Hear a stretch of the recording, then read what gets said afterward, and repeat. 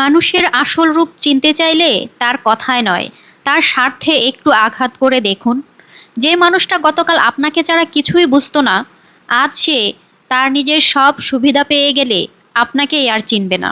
মানুষের মুখোশ খুলতে খুব বেশি সময় লাগে না, শুধু তার স্বার্থের জায়গাটায় একটু নড়াচড়া করলেই হয়। যতক্ষণ আপনি তার কাজে লাগবেন, ততক্ষণ আপনি তার প্রিয় মানুষ। যেদিন আপনি তার প্রয়োজনের বাইরে চলে যাবেন, সেদিন দেখবেন আপনার জন্য তার আর সময় নেই, অনুভূতি নেই, এমনকি সম্মানটুকুও নেই।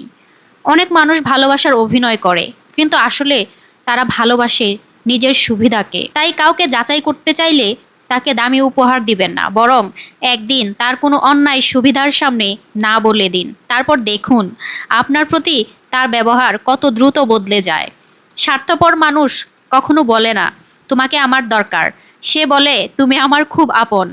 কারণ আপন শব্দটা শুনতে ভালোবাসার মতো, কিন্তু অনেক সময় তার আড়ালে লুকিয়ে থাকে প্রয়োজনের হিসাব।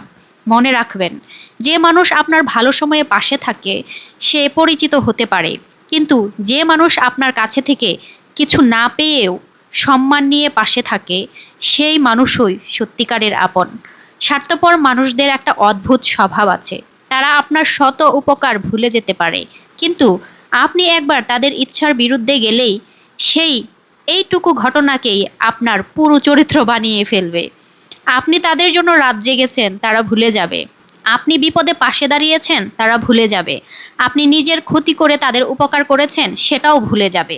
কিন্তু একদিন যদি বলেন আজ আমি পারবো না, তাহলেই আপনি তাদের চোখে সবচেয়ে খারাপ মানুষ। কারণ স্বার্থপর মানুষ আপনার ত্যাগের মূল্য বোঝে না, যতক্ষণ না সেই ত্যাগ বন্ধ হয়ে যায়।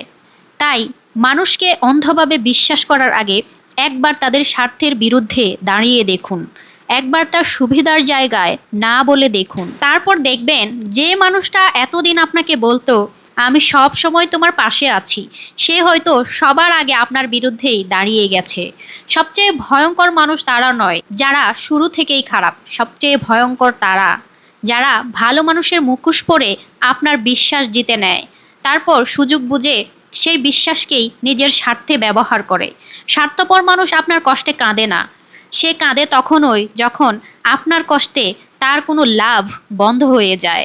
তাই কাউকে হারানোর ভয় পাবেন না, বরং ভয় পান এমন মানুষকে আঁকড়ে ধরতে যে মানুষকে মানুষ হিসেবে নয়, নিজের প্রয়োজনের একটি মাধ্যম হিসেবে দেখে। মনে রাখবেন, স্বার্থে আঘাত লাগলেই সম্পর্কের আসল পরীক্ষা শুরু হয়।